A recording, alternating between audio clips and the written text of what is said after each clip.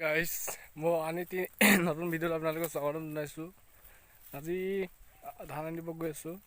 তো আপোনালোকক দেখাম আজি আমাৰ পথাৰখন আৰু লগতে আমাৰ যিখন বৰপথাৰ বুলি কয় পথাৰখন আপোনালোকে চাব আজি কিমান বিৰাট ডাঙৰ এখন পথাৰ হয়। তো আমাৰ এইটো অঞ্চলত এইখনেই ডাঙৰ পথাৰ আছে।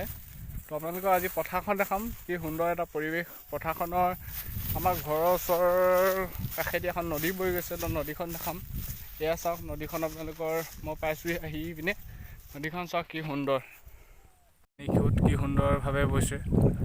এই নদীখন পাৰ হৈ আমি যাব লাগে এফালে।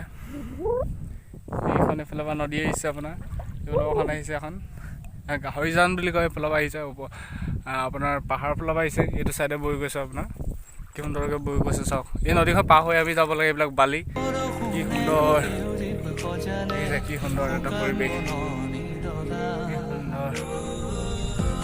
আমি গৈ আছোঁ এতিয়া পথাৰলৈ। আমাৰ লগে লগে আজি ধান আনিম, চাব কি সুন্দৰভাৱে। আমি গাঁৱলীয়া যেতিয়া নেকি ধান আনিব লাগিব, গাঁও নহ'লে মানুহে হাঁহিব। তো গাঁৱলীয়া মানুহে যদি ধান আনিব নোৱাৰে হাঁহিব মানুহে, টাউনীয়া মানুহে। তো আজি আপোনালোকক দেখাম ধান কি ধৰণে বান্ধে বা কেনেধৰণে আনে। এয়া বলক ষ্টাৰ্ট কৰোঁ। পৰ্বতখন চাওঁ কি সুন্দৰ, তাৰ সীমাতে কিমান বিৰাট ডাঙৰ ডাঙৰ আমাৰ ঘৰবিলাক আছে। সেয়া সুন্দৰভাৱে গৈ থকা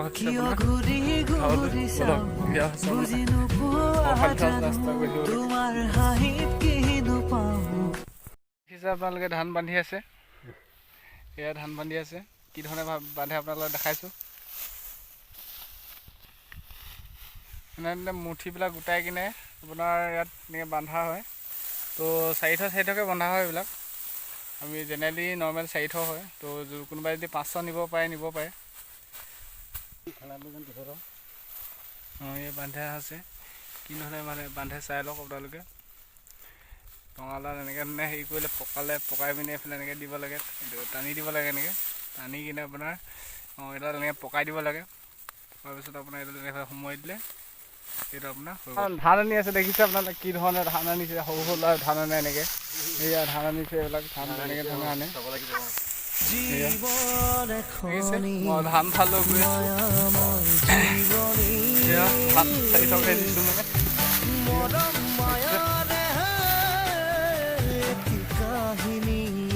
গাঁৱলীয়া মানুহ ধান নিবই লাগিব। তো ঠিক আছে, এয়া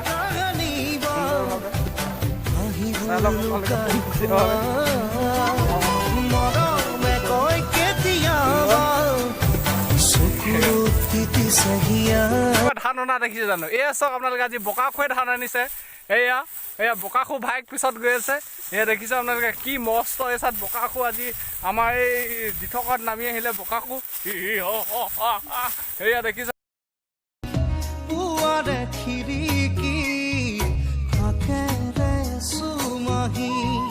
ফাগুনি প্ৰাণ